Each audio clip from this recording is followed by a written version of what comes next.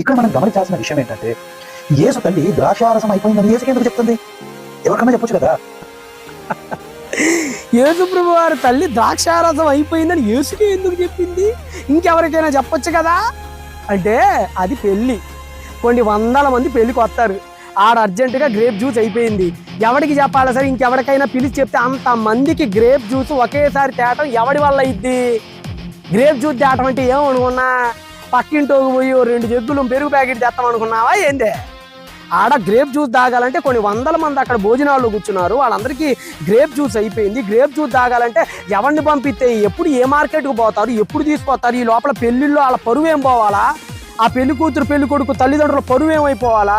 అది అంత అవమానం. ఆ రోజు ఫస్ట్ సెంచరీలో ద్రాక్షారసం మధ్యలో అయిపోవటం అనేది పెద్ద అవమానం అసలు అది. ఇప్పుడు వీళ్ళ అవమానం పడకుండా, వీళ్ళకి అవమానం జరగకుండా కాపాడగలిగిన వాడు ఒకే ఒకడు. అక్కడ అద్భుతం ఏదో జరగాలి. అక్కడ అద్భుతం. ఇప్పుడు మీరే ఉన్నారు, ఊహించుకోండి. ఇప్పుడు మీరే ఉన్నారండి, ఒకసారి మీరు ఊహించుకోండి.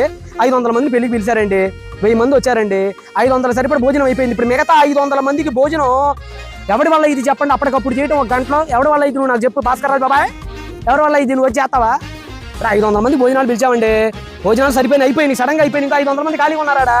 ఇప్పుడు వాళ్ళందరికీ ఇంకా ఫుడ్ దొరకలేదు, లేదంటే మిగతా కూర్చున్న 500కి ఇంకా సగం భోజనం చేస్తారు. ఇప్పుడు వీళ్ళకి భోజనం ఎవరు పెడతాడే? ఇప్పుడు అక్కడ వంట మేస్త్రిని కాదు చెప్పాల్సింది, ఏదో ఒక అద్భుతం జరగాలి ఇప్పుడు అక్కడ, లేదంటే జరగదు ఇప్పుడు అక్కడ పని.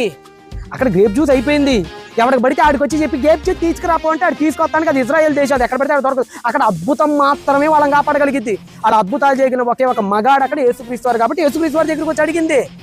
ఈయన అంటాడు ఆయన బాగా మందు తాగుతాడు కాబట్టట అక్కడ పోయి చెప్పిందంట మందు బాబు దిగి.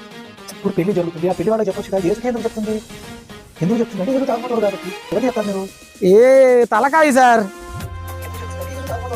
యేసు తాగుపోతాడు కాబట్టి అంట. నువ్వు తాగావు, మీ వాడు తాగాడని చెప్పి యేసు ప్రభు తాగుతాడు అనుకుంటే అట్ట. నువ్వు గట్టిగా వేసానని చెప్తున్నావు కదా, నువ్వే ఒప్పుకున్నావు. మరి యేసు ప్రభు తాగనోడి మీద రాయేస్తే అట్ట వేయకూడదు. నువ్వు తాగేవాడు అందరూ తాగరు కదా సార్. యేసుగా ఎందుకు చెప్పిందంటే ఇది కారణం కాదు. అక్కడ ఆడ అద్భుతం చేసే ఒకే ఒక మగాడు యేసు ప్రభు కాబట్టి యేసు ప్రభు చెప్పింది ఇది కారణం.